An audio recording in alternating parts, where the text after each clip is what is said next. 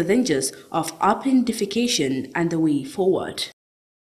Thank you very much for me with the news. You're welcome.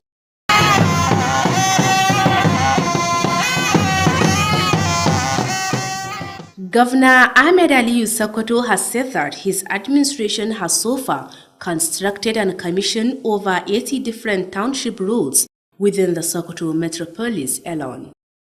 In a statement signed by Malam Abubakar Bawa, the press secretary to the governor said the governor was speaking at the flag of a 1,068-kilometer Ilela Badagry road project awarded by the federal government. The governor added that an additional 4 township roads are currently being constructed in Sokoto North and South local government areas. According to Governor Aliyu, when he took over the affairs of the state, all the major township roads were in a very bad condition, begging for attention. On rural roads, Governor Aliyu said several interlocal government and rural roads have been completed, while others are at various stages of completion. The project, according to him, are meant to open up remote areas and also provide them access to urban areas, especially during harvest time. The governor further said Sokoto State, being an agrarian community, deserves better roads, especially in the rural areas where cash and food crops are cultivated all year round. The governor noted that by embarking on rural roads projects, they are also paving the way for farmers to easily move their farm produce to the market. He said his administration has awarded contract for interlocal government and rural roads covering 168.88 kilometers of asphalt and other 187 kilometers of feeder roads across the state, most of which had been completed, while others at various stages of completion. Some of these roads, according to him, are Huchi to Gidan Kamba to Lugu Junction, Wurnu to Kwargaba, Sabon Gari, Gwaranyo Kirari, Wurnu Tunga to Kagara Gidan Bangu, Prison Yard Yagawal to Nabaguda, Dogon Daji, Birnin Kebbi Main Road, Hurumi, Gidan Faruku, Gurumun Gau, to Garko Mazangari to Kunkumi, Abatua Hurumi to Lukuyawa, as well as Kauran Midu, Kaurar Miyo Abdesamad to Sifawa routes. All this, he said, are part of deliberate efforts to connect the various local government through road networks for enhanced economic and agricultural activities for the rural populace. Governor Aliyu also reassured the people of the state of more roads projects and other developmental projects from his administration and appealed for their support in that direction. He further thanked people of the state for their fervent prayers to his administration and appealed for its sustenance. The National Youth Council of Nigeria, NYCN Sokoto State Chapter, has wrapped up its 2024 election with many candidates announced as winners. Our reporter Naziru Al-Hajissani, who was at the election arena from dawn to dusk, reported that the election is a revolutionary of the past NYCN election. His report. To announce the constitution of the BOT, Board of Trustees for the Sokoto State NYCN 2024. It is going to be chaired by Aminu Bello Gandhi as chairman, Hajia Amina Qasim, Jamilu Ina Allah, and Hajia Saadatu Sani Shagari as members. In the early hours of the election day, various security forces, including Red Cross Society members among others, were strategically positioned to maintain peaceful conduct and ensure free and fair elections. This provided an enabling environment for the elections committee to run the accreditation exercise smoothly. Youth across Sokoto senatorial district and voluntary organizations were in attendance at the election time. Out of the 526 registered voters, 300 were accredited. Later, the voting process commenced by 2 p.m., with delegates casting their vote for the respective candidate of their choice. We conducted ourselves in peace, unity, and progress. May God Almighty Subhanahu wa Ta'ala give us a very strong and successful ending. During the occasion, youth stakeholders Election observers, government representatives and aspirants waited patiently for the completion of the voting. Some of the aspirants interviewed by Alu TV News expressed satisfaction with the arrangement organized during the election and pledged to fulfill their campaign promises. People with different perspectives, like you said, I've been here since morning, and if there is anything that is going on, maybe unusual or inappropriate, I would have voiced out, as one of the very active participant or aspirant, rather. Special advisor on donor agencies Abdurrahman Hassan Bodinga and the former commissioner Jamil Umar Gosta commended the election process. Chairman of the election committee Aminu Umar Gada filled out the result sheet for the contested position and declared the winners. The winners of the NYCN 2024 executive positions are Najib Bello Yarima as social secretary with 278 votes, Fatima Abubakar treasurer with 298 votes, Abdul Malik Shehu zonal organizing secretary Sokoto South with 302 votes, Musa Atiku PRO2 with 274 votes, and Abubakar Musa as zonal organizing secretary is senatorial district with 21 votes. Others are Asma'u Abdullahi Aliyu financial secretary with 276 votes, Abba Abubakar zonal organizing secretary Sokoto West senatorial district with 28 votes, Maniru Aliyu zonal vice chairman Sokoto Central with 28 votes, and Nazmatu Garba as Vice Secretary General with 288 votes. The remaining positions are Saidu Faruku Ardu, Zonal Chairman Sokoto South with 272 votes, Awal Yusuf Deputy Chairman with 283 votes, and Isa Abdullahi Iyenyabu as the Chairman National Youth Council of Nigeria NYCN with 284 votes. The honor force positions winners include Mahaisin Bashir Gidan Kanawa as General Secretary NYCN, Aminu Bello PRO1, and Muazu Abubakar as representative of people with special need. The total number of voters was 526 and the accredited voters were 300 voters. After declaring the winners, Chairman of the election committee Aminu Umar Gada presented the result sheet to the various candidates accordingly. Allahu Akbar. Having satisfied the requirement of the law, Isa Abdullahi, and having scored the highest number of votes cast, is hereby declared state chairman as the winner and is returned elected as the state chairman of the council. Nazira Lajasani, Alu TV News. The Emir of Zulu, Major General Muhammad Sani Sami Gomo II, has restated his conviction that Kebbi State government will witness an unprecedented economic development under the leadership of Comrade Governor Nasir Idris.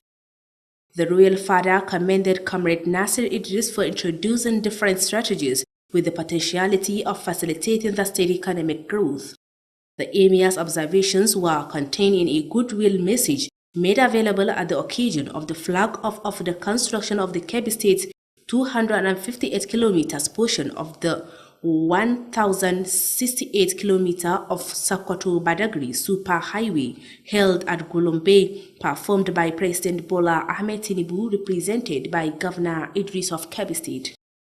General Sami Gomo II, represented by the Sadaukin Zulu Alhaji Abdullahi Idris Zulu, described the project as the biggest single project to be executed in the history of project execution by the federal government in the state. The Emir opened that the ability of Comrade Governor to influence the consideration for Kebbi State to 1/3 of the 1,068 kilometers of the super highway that cut across 7 states of the Federation clearly justified the governor's loyalty to the national leadership of the country.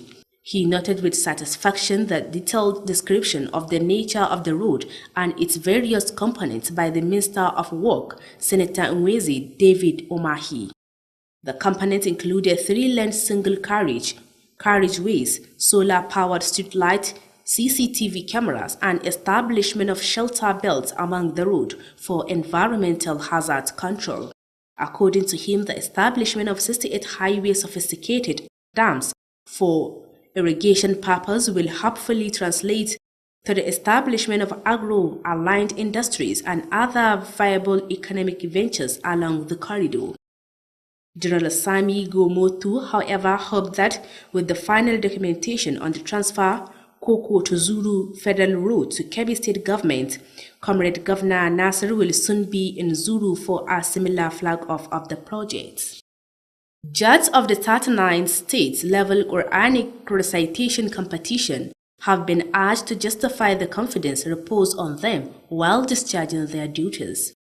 Sokoto South Local Government Chairman Malam Ya'u Muhammad Danda, who is also a sponsor of this Musabaqa, made the call during the opening ceremony of the 2024 state-level Musabaqa held at the auditorium of Sultan Machido Institute for Quranic and General Studies, Sokoto.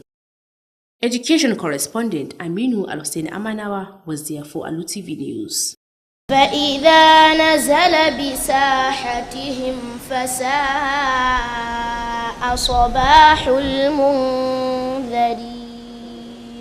The Sokoto South Local Government Chairman Alhaji Ya'u Muhammad Anda, while calling on the judges of the Musabaqa competition to be just and fair in selection competent reciters that will represent the state at the national level of the competition, he also pledged the unwavering commitment of Governor Ahmad Ali's government towards the promotion of religious education for the youngest generation to grow intellectually and spiritually. Ya'u also appreciated the marvelous effort of Ali Magatakadawamoku for his passion and commitment towards promoting Islamic activities. Earlier, the State Commissioner of the Ministry of Basic and Secondary Education, Muhammadu Tukur Al-Kali, who was represented by the Executive Secretary, Sokoto State Arabic and Islamic Education Board, Alhaji Ahmad Baba Altini, explained that the competition was organized to update the knowledge of the participants about the Holy Quran and refresh the memories of the books, as well as selecting reciters that would represent Sokoto at the national level of the Musabaqa quiz competition. It has been around since 1984, organized by Usman Afford University. I think they started it, and all the states of the federation are encouraged to participate. This aim at encouraging memorization of the Holy Quran, because Quran is a book from Allah, and it's good if people memorize it. It's not only from written. You can burn the whole Quran in the world, but it's in the people's head. So we have to encourage that. We have to continue. He noted that a present administration in Sokoto has been supporting religious activities, including the Musabaqa. During the opening ceremony, Malan Bello Abdul Hakim Galadanchi, Malan Abubakar Garba, and Malan Murtala, among others, offered the special prayers for the solution of the current situation on budgetary activities and the cost of living in the state and the country. Allah ka albarkace mu da albarka alqur'ani duniya da lahira. Allah duk wanda awalin ga Allah ya sanya shi karkashin ceton alqur'ani. Saboda ga dukkan al'amuran mu don kana karimin sai. Allah shiga wata mu owayen mu da owayen mu. Aminu Al-Hussein Amanawa reporting for Alu TV News. And now to our special reports. Open defecation is the act of defecating in an open space, water bodies, and bushes, among others. It is done in a manner that does not support the hygienic separation of human waste and the human body, and ultimately lead to so many adverse effects on public health at large. In this Sunday weekly special report, Hafsat Kabir Muhammad examines open defecation as a principal threat to public health in many ways, especially in rural settings. It is a main factor that spurs much contamination of environment and water resources, thereby increasing the risk of waterborne and water-related diseases. Her report. Low sanitation has led to higher mortality and morbidity rates, especially among children that are between 5 years old, and therefore over 70,000 deaths are recorded every year in the country. According to findings from the 2021 WASH report, approximately 4 million Nigerians still engage in open defecation, and only 8% of the population practice clean hand washing. However, 24.4% of household members in Nigeria still practice open defecation. North Central recorded the highest percentage of household members involved in the practice with 53.9%, followed by Southwest with 28.0%, while Northwest had the least with 10.3%. The most affected portions of the population due to the open defecation are children and women or girls. Children are subjected to disease, malnutrition, stunting, intellectual derangement, academic problems, and the likes. Parents, children, patients, and relatives had to spend a vital portion of their income in the treatment of diseases caused by open defecation. Working hours are lost, and school hours are also lost because of sicknesses. Moreover, women or girls are major victims in the open defecation fiasco by being subjected to indignity, school abandonment, poor academic achievements, among others. The issue of open defecation makes children vulnerable to undesirable. Nasir Muhammad is the Director of Environmental Health and Pollution Control. Explains more. And also it has been declared that Nigeria is #1 ranking that is still practicing open defecation in Africa. Open defecation also reduces the beauty of an area and is one of the major causes that impedes tourism attractions. The time a person defecates in the open, the disease-causing agents residing in the excreta will be smuggled by flies, rainwater, contaminated water, hooves of domestic animals, shoes, toys, footballs, etc. to homes. From there, the disease-causing agents are shuffled into mouth by hands, fingernails, and voucher which have contacted the initial pathways and were unwashed. Because when you defecate around the place, that fecal matter contains a lot of things, including pathogens, disease-causing organisms like bacteria, viruses, fungi, and what have you. Let's hear from the street what the people have to say. Honestly, we have tried to stop people, but some will not stop. It is an emergency. However, in places like Sokoto rural areas, where dwellers have been characterized as the most perpetrators of the act and most affected by the outcomes because of factors like poverty, poor healthcare, poor knowledge, and the likes, it is therefore crucial to understand the factors that influence latrine usage and the barriers to regular use in any cultural and socio-economic context. Understanding of such factors is required to guide the development of technical and social interventions that are consistent and likely to stimulate local drivers of latrine usage. Hafsa Muhammad Kabir reporting for Alu TV. And to end the news, here are the recaps of main items. We reported to you that the Quran quiz competition has been opened in Sokoto State with a call to judges to do justice during the competition. We also brought you that the National Youth Council of Nigeria (NYCN) Sokoto State Chapter has conducted the elections into various seats in Sokoto, with many candidates being announced as winners. We also brought you our Sunday special reports by Hafsat Kabir Muhammad as she examined the dangers of open defecation and the way forward. That has been the news on behalf of the news editor Bashar Abubakar and the production team. I am Amina Hassan Gumi. Stay tuned for the Hausa version coming up shortly. Thanks for watching.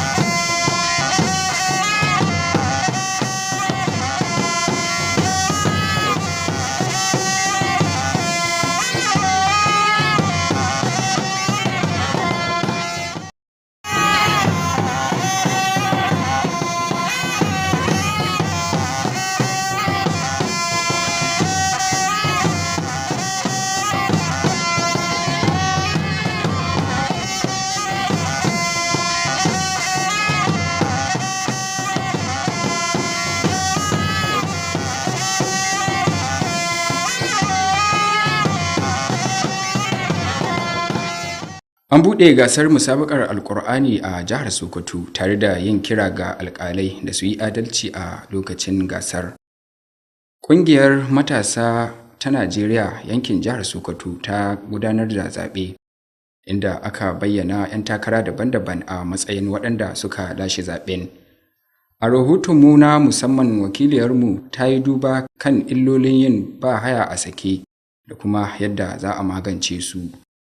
To jama'a, barkanmu da yau da kasancewa da ku a labaran Alu TV a yau Lahadi 27 ga watan Oktoba na shekarar 2024, daidai da 23 ga watan Rabiu Sani na shekarar 1446 bayan hijirar fayyin halitta Annabi Muhammad sallallahu alaihi wasallam daga garin Makka zuwa Madina.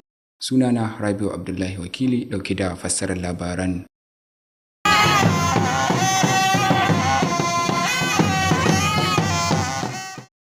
Gwamna Ahmad Aliyu Sokoto ya ce zuwa yanzu gwamnatinsa ta gina tare da ƙaddamar da titunan garuruwa daban-daban sama ga 80 a cikin ƙwaryar birnin jihar Sokoto. A cikin wata sanarwa ɗauki da sa hannun sakataren yaɗa labaran gwamnan, wato Abubakar Bawa, ya ce gwamnan ya yi wannan jawabi ne a wajen ƙaddamar da aikin babban titin Illela mai tsawon kilomita 1,068 da gwamnatin tarayya ta bayar. Gwamnan ya ƙara da cewa a halin yanzu ana ci gaba da gina wasu ƙarin hanyoyi a ƙananan hukumomin Sokoto ta Arewa da ta Kudu. A cewar Gwamna Aliyu, a lokacin da ya karɓi ragamar mulkin jihar, dukkanin manyan titunan garin na cikin wani hali marasa kyau da suke buƙatar a gyara su. Akan hanyoyin karkara kuma, Gwamna Aliyu ya ce an kammala hanyoyin tsakanin ƙananan hukumomi da na karkara da dama, yayin da wasu kuma ke matakai daban-daban na kammala su. Ayyukan, a cewar sa, an yi su ne domin buɗe yankunan karkara da ke nesa da kuma ba su damar shiga birane, musamman a lokacin girbi. Gwamnan ya ci gaba da cewa jihar Sokoto, kasantuwarta tana da manoma, ta cancanci ingantattun hanyoyi musamman a yankunan karkara inda ake noma kayan abinci duk shekara. Gwamnan ya bayyana cewa ta hanyar gudanar da ayyukan titunan karkara na ba manoma damar da za su iya kai amfanin gonakinsu zuwa kasuwanni cikin sauƙi. Ya ce gwamnatinsa ta bayar da kwangilar ayyukan ƙananan hukumomi da hanyoyin karkara da suka shafi hanya mai tsawon kilomita 168.88 da kuma wasu hanyoyi masu tagwayen tituna masu tsawon kilomita 187 a faɗin jihar, wanda akasarinsu an kammala su, yayin da wasu ke matakai daban-daban na kammalawa. Wasu daga cikin waɗannan hanyoyin, a cewar sa, sun haɗa da Huci zuwa gidan Madi, zuwa gidan Kamba, Lugu da kuma mahaɗar Lugu, da kuma Wurno Kwangarba zuwa Sabon Gari, sai kuma Gwaranyo Kirare, Wurno zuwa Tanga, Kagara gidan Bango, sai kuma Prison Yard zuwa Yagawal da kuma Navaguda Dogon Daji, Birnin Kebbi, sai kuma babban titin Birnin Kebbi, sai kuma hanyar Urumi gidan Faruku, haka ma da Gurmin Gawo zuwa Garka Mazangari Kunkumi, da kuma titin mahutar Hurumi zuwa Lukuyawa, da kuma ƙaurar Miyo, Abdulsalam da kuma Sifawa. Duk waɗannan, in ji shi, wani ɓangare ne na ƙoƙarin haɗa kan ƙananan hukumomi daban-daban ta hanyar hanyoyin sadarwa don inganta tattalin arziki da ayyukan noma ga mazauna karkara. Gwamna Aliyu ya kuma baiwa al'ummar jihar tabbacin ƙarin ayyukan tituna da sauran ayyukan raya ƙasa daga gwamnatinsa, tare da roƙo da su ba da goyon baya domin wannan aikin. Da ƙarshe, ya gode wa al'ummar jihar bisa gagarumin addu'o'in da suke yi wa gwamnatinsa tare da roƙon ɗorewarta. Ƙungiyar matasan Najeriya reshen jihar Sokoto ta kammala zaɓen shekarar 2024, inda aka bayyana 'yan takara daban-daban a matsayin waɗanda suka lashe zaɓen. Wakilinmu Naziru Alhaji Sani, wanda ya kasance a filin zaɓen tun da wayewar safiya har zuwa faɗuwar rana, ya rawaito muna cewa zaɓen na bana ya zo da sauyi la'akari da yadda ƙungiyar ke gudanar da zaɓenta a kowace shekara. Ga rahoton nasa. To announce the constitution of the BOT, Board of Trustees for the Sokoto State NYCN 2024. It is going to be chaired by Aminu Bello Gandhi as chairman, Hajia Amina Qasim, Jamilu Ina Allah, and Hajia Sa'adatu Sani Shagari as members, while Salisu Idris will serve as secretary. A safiyar ranar gudanar da zaɓen an baza jami'an tsaro daban-daban a wurare mabambanta waɗanda suka hada da jami'an taimakon gaugawa na Red Cross domin tabbatar da gudanar da ingantacce kuma sahihin zaɓe. An yi wannan tanadin ne domin tabbatar da cewa an tantance wakilan da za su gudanar da zaɓen a cikin sauƙi. Matasa daga dukkanin yankunan riko na jihar da ƙungiyoyi masu zaman kansu sun halarci wurin gudanar da wannan zaɓe a cikin lokaci. Daga cikin masu jefa ƙuri'a 526 waɗanda suke a gurin, an tantance mutum 300 waɗanda suka fara gabatar da zaɓinsu da misalin ƙarfe 2 na rana, inda suka ci gaba da jefa ƙuri'unsu ga waɗanda suke ra'ayi. A lokacin da ake gudanar da wannan zaɓe, matasa masu ruwa da tsaki da masu lura da sha'anin zaɓe haɗi da wakilan gwamnati sun kasance suna jira tare da sauran 'yan takara domin ganin an kammala wannan zaɓen. Wasu daga cikin 'yan takarkarun da suka zanta da manema labaran Alu TV sun bayyana gamsuwarsu bisa ga tsarin da aka shimfiɗa a wurin gudanar da zaɓe. Haka zalika sun bayar da tabbacin cewa za su cika alkawuran da suka yi a wurin yekuwar neman zaɓe. Mai baiwa gwamna shawara kan harkokin ƙungiyoyin tallafi Abdulrahman Hassan Bodinga haɗi da tsohon kwamishinan ma'aikatar matasa da wasanni Jamil Umar Gwasta sun yaba da tsarin gudanar da wannan zaɓe.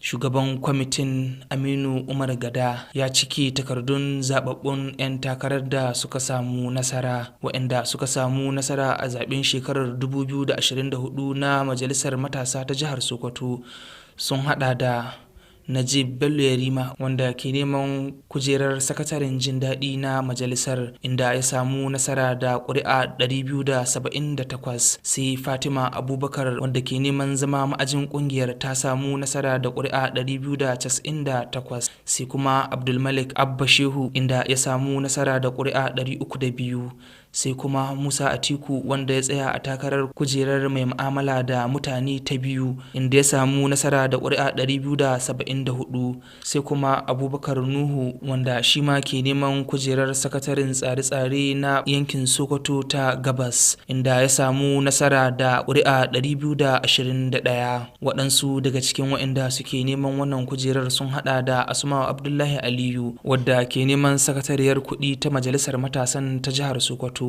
inda ta samu nasara da ƙuri'a 276, sai kuma Abba Abubakar wanda ke neman sakataren tsare-tsare na yankin Sokoto ta Yamma inda ya samu nasara da ƙuri'a 287, Maniru Aliyu wanda ke neman zamowa mataimakin ciyaman na yankin Sokoto ta Tsakiya ya samu nasarar lashe wannan zaɓe da ƙuri'a 284, sai kuma Nasmatu Garba wadda ke neman zama mataimakiyar babban sakataren majalisar inda ta samu nasara da ƙuri'a 288.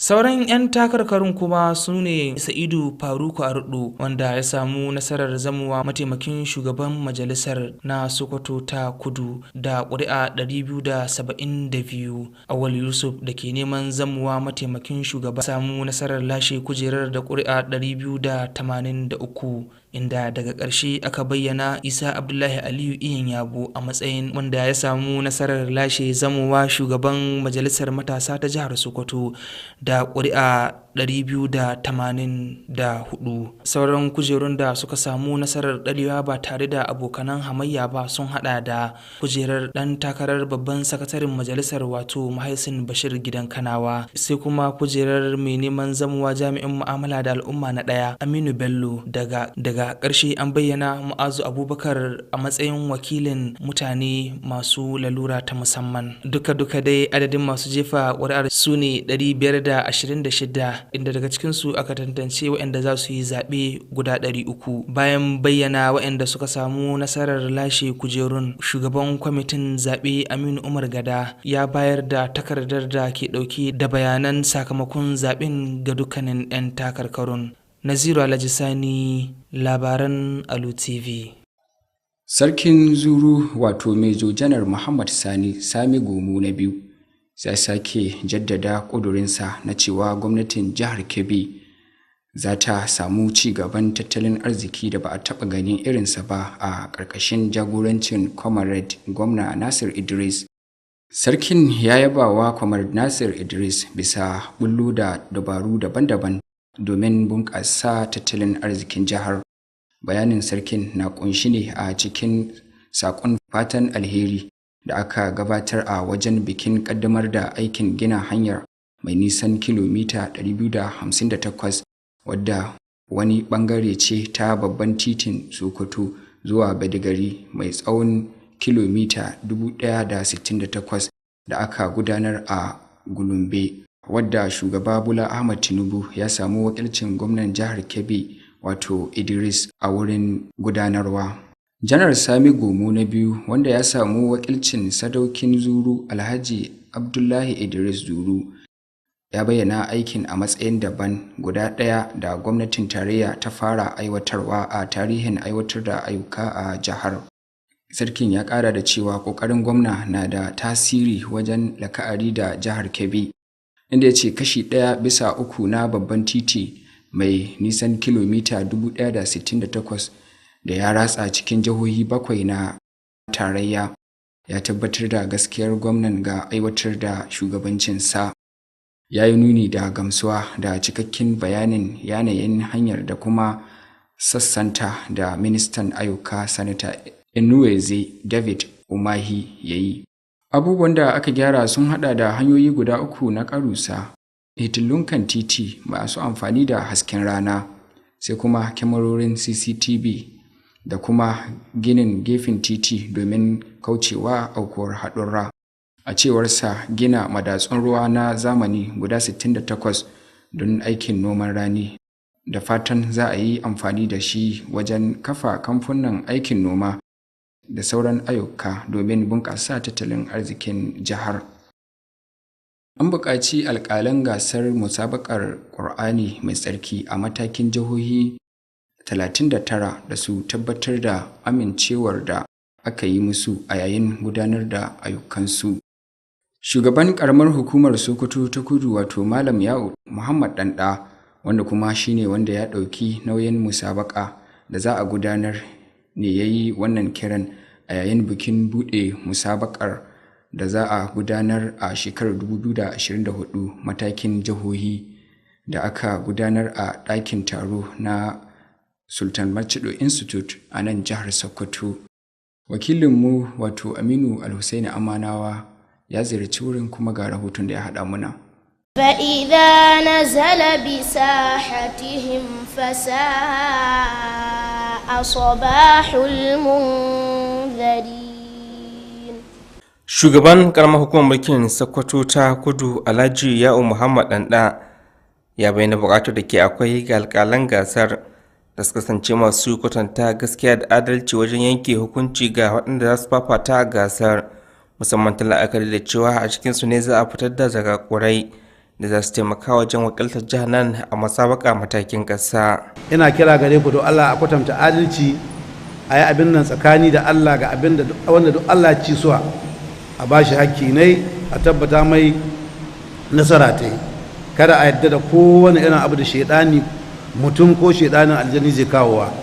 A don haka Alhaji Ya'u Muhammad Ɗanɗa gefa wani namijin kokarin gwamna Ahmad Ali bisa kokarin na tallafa wajen ci gaban sha'anin ilimin addinin musulunci, musamman ma da ga yara masu tasowa. Haka ma ya godewa namijin kokarin jagoran jam'iyyar APC a jihar Sokoto Sanata Ali Magatakarda Muko bisa irin kudurinsa da ma jajircewarsa na tallafawa lamuran addinin musulunci. Tun da farko dai a kalamansa, shugaban hukumar kula da ilimi matakin farko ta jihar Alhaji Muhammadu Tukur Alkali, wanda sakataren zartaswan hukumar kula da harshen larabci da ilimin addini Alhaji Ahmad Baba Altina ya wakilta, ya bayyana cewa an shirya musabakan ne domin zakulo zakakuran haska alkur'ani mai girma da za su tallafa wajen wakiltar jihar Sokoto a matakin ƙasa na musabaka. Ka san musabaka jami'a Usman Dan Fodio University Rota yau shekara 39 sun kauce. An yi haka ne don a sa mutane hadda Qur'ani. Qur'ani littafin Allah ne, kuma can farkonsa ai ba rubuce ki ba. Lokacin sai na Umar ne ya kawo a riƙa rubuta shi saboda mahaddata na yawan rasuwa, so ka ba barin wannan abin ya wuce. Kada a kone Qur'ani kuma tura ka zasu, amma yana cikin mutane. A cewar sa jihar Sokoto kafin wannan lokacin dai tana iyakacin kokarinta na tallafawa sha'anin musabaka da malamuran addinin musulunci.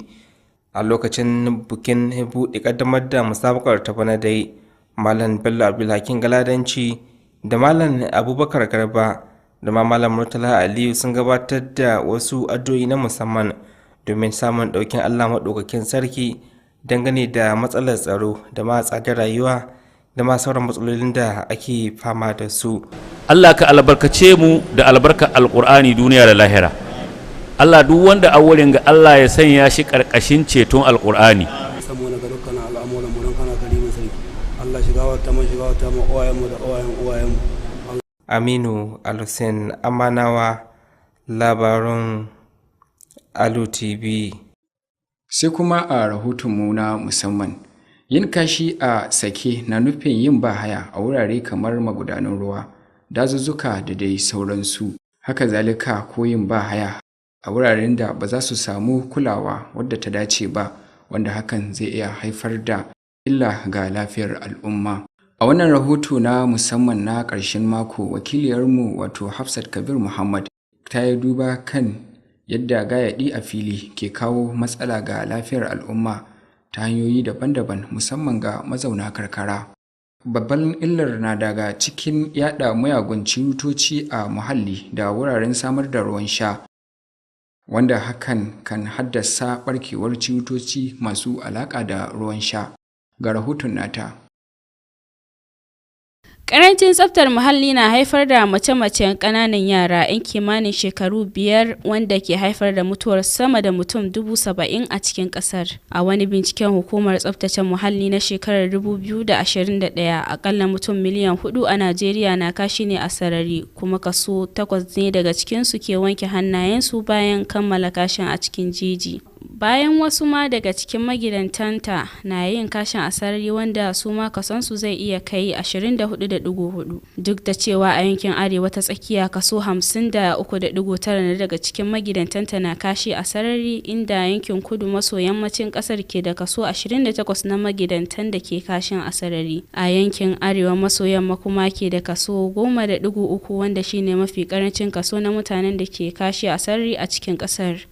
Mafi yawancin waɗanda ke kamuwa da cirutoci a cikin al'umma ta sanadiyar yin kashin a sarari su ne yara ƙanana da mata. Yara na kamuwa da cirutoci da dama ta sanadiyar yin kashin a sarari, irin su rashin kuzari, taɓin hankali da kuma raunin fahimta. Iyaye da 'yan uwa na kashe 'yan kuɗaɗen su wurin jinyar cirutocin da kashi a sarari ke haifar suwa. Ta sanadiyar wannan da yawan na asarar lokutan ayyukansu da lokutan zuwa makarantar ga yaran da ke kamuwa da wa'innan cirutocin, wanda mafi yawansu mata ne da yara. Matsalar kashi a sarari na sa yara da yawa su rasa kimarsu. Daraktan ma'aikatar tsaftace muhalli da kiyaye gurɓacewar yanayi Nasir Muhammad ya yi muna ƙarin bayani. Sun nuna cewa kowace shekara ana samun cases kusan 432 na annobar wannan dariya ne, kuma an nuna kuma mutane ɗin sun wani sanadiyar wannan kashi a hini.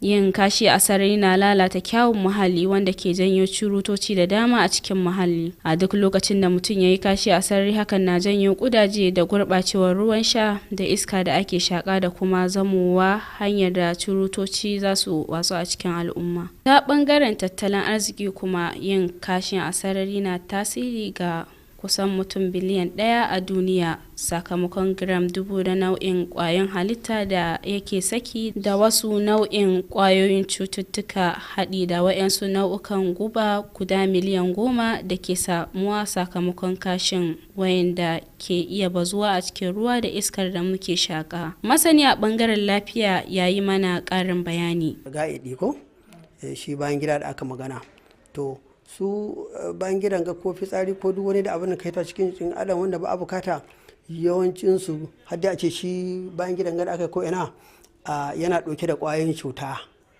na irin wa'yan da aka ce na kwalara ko da na amai da gudawa da wanga abu kanajin ko yana typhoid garan to wasu ƙwayoyin cuta ne wanda aka samu ta in bayan gida ya haɗu da ruwa ƙwayoyin cuta in za su shiga ciki.